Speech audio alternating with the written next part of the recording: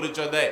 রমজানে মুসলমান থাকে, রমজানের পরেও মুসলমান থাকে, শবে বরাতে মুসলমান হয়, শবে বরাতের পরেও মুসলমান হয়, আগেও মুসলমান থাকে। এই 12 মাসই মুসলমান যে আল্লাহ তাআলা জান্নাত তার জন্য তৈরি করেছেন, শুধুমাত্র ওই মৌসুমিয়া সিজনাল মুসল্লির জন্য আল্লাহ জান্নাত তৈরি করেন নাই। কষ্ট দেওয়ার শিক্ষা দেয়। এমনকি আমাদের মুসলমানদের মধ্যেও বিভিন্ন মত, বিভিন্ন পথের মুসলমান আছে। বিভিন্ন বিষয় নিয়ে আমাদের মুসলমানদের মধ্যে, আপন মায়ের পেটের ভাইদের মধ্যে যেরকম বিভিন্ন বিষয়ে ভিন্ন ভিন্ন মত থাকে, এরকম আমাদের মুসলমানদের মধ্যেও আমাদের কিছু মুসলমান ভাইদের সাথে অন্য কিছু মুসলমান ভাইদের মতো পার্থক্য থাকে। তাদের কাউকে আঘাত করা, কষ্ট দেওয়া, তাদের ডিস্টার্ব করা, এই শিক্ষা ইসলাম আমাদেরকে দেয় নাই। ওয়াজ মাহফিল থেকে সম্প্রীতির আহ্বান যাবে, ওয়াজ মাহফিল থেকে মানুষকে ভালোবাসার আহ্বান যাবে, ওয়াজ মাহফিল থেকে মানুষকে সুন্দর জীবন যাপনের দিক নির্দেশনা এখান থেকে যাবে। এখান থেকে অসুন্দর কিছু যাবে না, এখান থেকে অশান্তি যাবে না। আমি এই জন্য প্রায় বলি, এদেশের ওয়াজ মাহফিলগুলো হলো এদেশের একমাত্র গণমানুষের স্বতঃস্ফূর্ত অংশগ্রহণে সবচেয়ে বড় বড় সমাবেশ। যত রকমের সমাবেশ এদেশে হয়, সেটা ওয়াজ মাহফিল ছাড়া, ধর্মীয় সমাবেশ ছাড়া যত সমাবেশ হয় বা যত লোক সমাগম হয়, এই সব লোক সমাগমগুলো, এই সবগুলোরই পেছনের নানান কাহিনী, নানান ঘটনা, নানা বিষয় থাকে। ওয়াজ মাহফিল একমাত্র গণমানুষের সমাবেশ যেখানে মানুষ আসে কোরআন হাদিসের কথা শুনবার জন্য, নিজের গরজে, নিজের খরচে, নিজের গরজে, নিজের খরচে। আপনাদেরকে কি এখানে আসলে, মাহফিলে আসলে কোনো টাকা পয়সা দেওয়া হবে এমন কোনো বিষয় আছে? বরং উল্টা মাহফিল শেষে, মাহফিলের মাঝখানে মানুষ নিজের পকেটের টাকা মাহফিলের খরচ বাবদ দিয়ে যায়। ঠিক না বে ঠিক? অন্য কোনো মাহফিল, অন্য কোনো অনুষ্ঠানে, অন্য কোনো লোক সমাগমে, অন্য কোনো সমাবেশে এরকম নিজের পকেটের টাকা খরচ করে এসে মানুষ কথা শুনে যায় না। একমাত্র যায় যেখানে, সেটার নাম হলো ওয়াজ মাহফিল।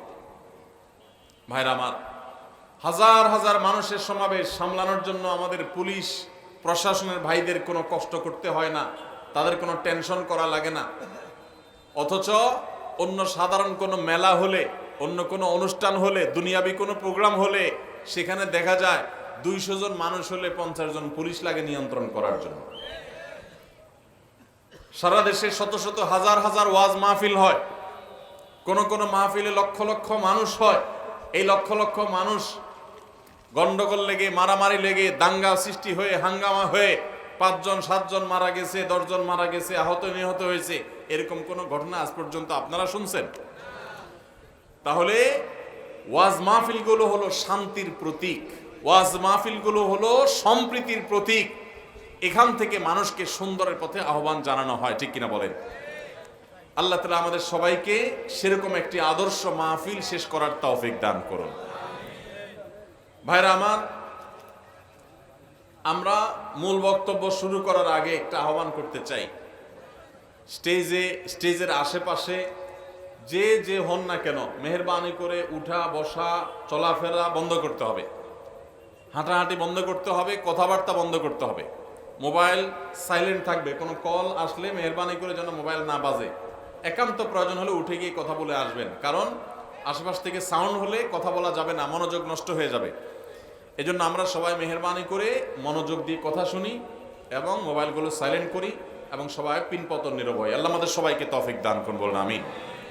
আর যারা কথা বলবেন, ভলান্টিয়ার ভাইরা বাঁশির হুইসেল টুইসেল একটু কম দিয়েন। বাঁশির হুইসেলের ছোটেই তো কথা বলা যাবে না, এই জন্য বাঁশির হুইসেল যা দেওয়ার, এক কাজ করে 30 সেকেন্ড টাইম দিই, যত হুইসেল দিতে মনে হচ্ছে আপনাদের একসাথে দিয়ে দেন। কি বলেন? দেন শুরু। হুইসেল আল্লাহ ভাইরা, হুইসেল টুইসেল যা দেওয়ার আধা মিনিট টাইম দিলাম, এর মধ্যে আপনারা যা মনে হচ্ছে হুইসেল দিয়ে দেন, এরপর আর কোনো হুইসেল দিতে পারবেন না। কথাবার্তা যার যা বলা দরকার সব বলে ফেলান এখনই। হ্যাঁ, কইলাম কথা, কইলাম, সমস্যা নেই না, কইলাম। চেয়ারম্যান সাহেব আসছেনি? মাশাআল্লাহ মাশাআল্লাহ, ইয়াং চেয়ারম্যান দেখা যায়। মাশাআল্লাহ, আল্লাহ আপনাকে জনগণের সেবা করার তৌফিক দান করুন। মাশাআল্লাহ মাশাআল্লাহ, ভালো। হ্যাঁ মাশাআল্লাহ, আমি টোকিওতে জাপানে গেলে তার বাসায় উঠি, মাশাআল্লাহ, বাসা দেখা হয়। মাশাআল্লাহ, ভালো। আজকের প্রধান অতিথি, প্রধান মেহমান অত্র এলাকার ৫ নং হাজীগঞ্জ সদর ইউনিয়ন পরিষদের সম্মানিত চেয়ারম্যান জনাব ইউসুফ প্রধানিয়া সুমন, তিনি এসেছেন। আলহামদুলিল্লাহ, মুবারকবাদ তাকে।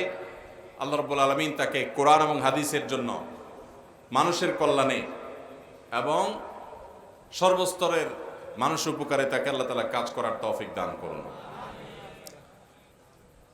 বাসিয়ালা ভাইদের হুইসেল শেষ হয়েছে? ঠিক আছে, এবার আর কোনো হুইসেল দিয়েন না মেহরবানি করে। আর মোবাইল টোবাইল সব মেহরবানি করে সাইলেন্ট করে ফেলি। পিছনে আর মোবাইল ধরে রাখলে কেমন হইব? ওয়াজ কি মোবাইলে শোনা দরকার না আপনাদের দরকার? মোবাইলের দরকার হলে আপনারা মোবাইলগুলো রাখি চলে যান, আমার দরকার কি? আজকাল কোথাও কিছু হইলেই মোবাইলটা বাইর করে এমনি দাঁড় করে দেয়।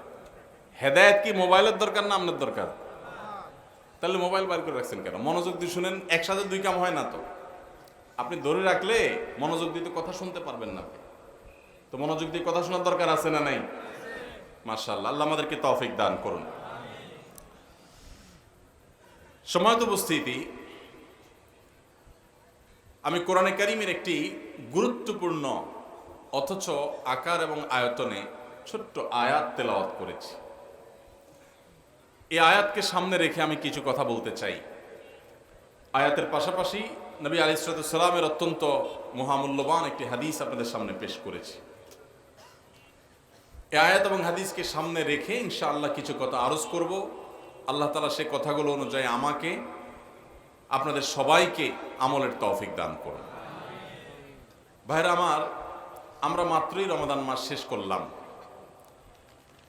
রমজান মাস শেষ হয়েছে, মাত্র কয়েকদিন অতিবাহিত হয়েছে। কিন্তু দুঃখজনক বিষয় হলো, রমজান মাস শেষ হতে না হতেই আমাদের মসজিদগুলো, বেশিরভাগ মসজিদগুলো আবারও মুসল্লি শূন্য হয়ে গেছে। ঠিক কিনা বলেন? রমজান মাস শেষ হতে না হতেই আমাদের অনেকের টুপি ভাঁজ হয়ে পকেটে ঢুকে গেছে।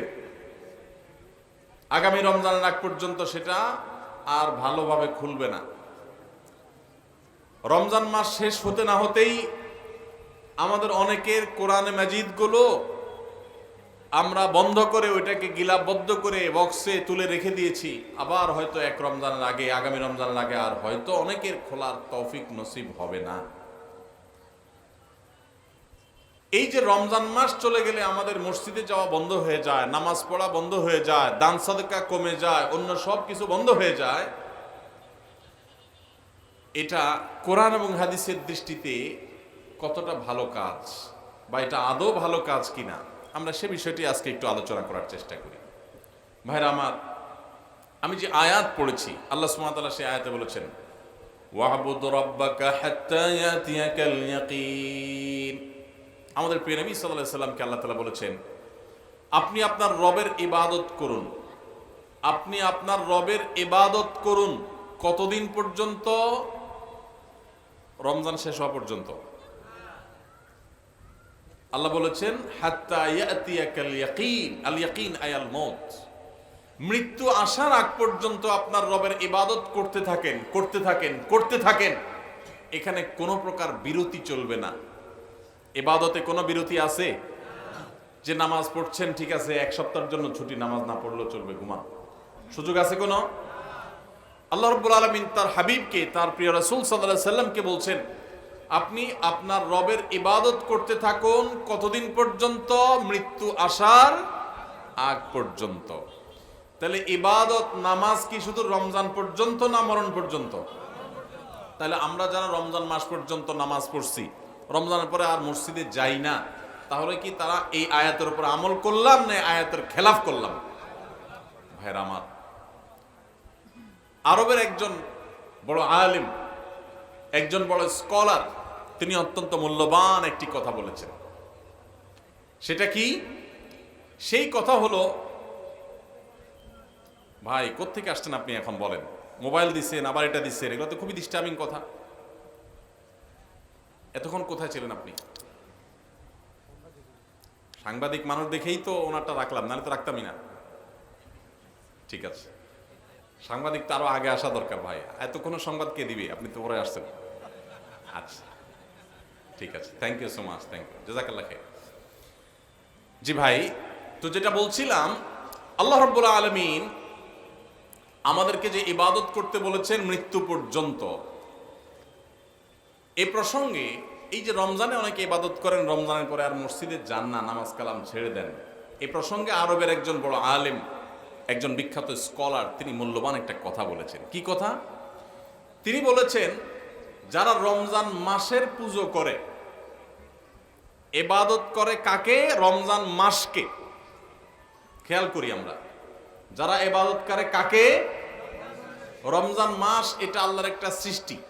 দিন যেরকম সৃষ্টি, সপ্তাহ যেরকম সৃষ্টি, আপনি আমি যেরকম সৃষ্টি, রমজান মাসটাও আল্লাহর একটা সৃষ্টি। যদি কেউ রমজান মাসের ইবাদত করে, তাহলে তার তো রমজান পরে আর ইবাদত করার দরকার নাই, কারণ রমজান শেষ হয়ে গেছে, সে আর কার ইবাদত করবে? আর যে রমজানের সৃষ্টিকর্তার ইবাদত করে, আল্লাহ সুবহানাহু ওয়া তাআলার ইবাদত করে, তার ইবাদতের ধারা রমজান থাকলেও করবে, রমজান গেলেও চলবে। কারণ রমজান শেষ হয়েছে, কিন্তু রমজানের সৃষ্টিকর্তা তিনি শেষ হন নাই, তার নির্দেশ এখনো শেষ হয় নাই। এই জন্য ভাইরা আমার, মৌসুমি মুসল্লি, মৌসুমি ইবাদত গুজারের দাম আল্লাহর কাছে নাই। আল্লাহর কাছে দাম হলো সেই মুসল্লির, যে মুসল্লি শুধু সিজনাল মুসল্লি না, যেই মুসল্লি শুধুমাত্র মৌসুমি মুসল্লি না, যে 12 মাসে মুসল্লি, যে আজীবনের মুসল্লি, যে আজীবনের ইবাদত গুজার, আল্লাহর কাছে তার মর্যাদা আছে, মৌসুমি মুসল্লির কোনো মর্যাদা। এই যে চেয়ারম্যান সাহেব আছেন এখানে, ওনাকে দিয়েই শুরু করি আজকে এক্সাম্পল। চেয়ারম্যান সাহেবের যারা সমর্থক, নির্বাচনের সময় যারা তার পক্ষে কাজ করেন, এই কর্মী সমর্থকদের মধ্যে দুই কিসিমের মানুষ আছে। কিছু মানুষ আছে দেখবেন, নির্বাচনের সময়, কাজের সময়, 12 মাস অন্যান্য সময় তাদের খোঁজ খবর নেই।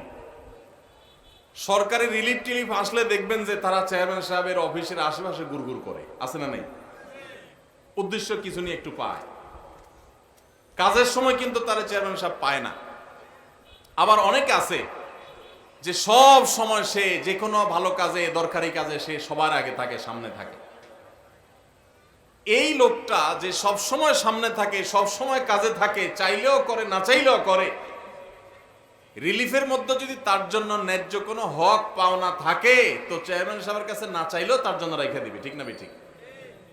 আর যদি দান্দাবাজি করে শুধুমাত্র যে কখন চান্সে কি আদায় করণ যায়, তো এইরকম লোকরে কোনো ভালো মানুষ, কোনো দায়িত্বশীল মানুষ তারকে চান্স পাইতে চাইলেও সে চান্সে তাকে কিছু নেওয়ার সুযোগ দিবে।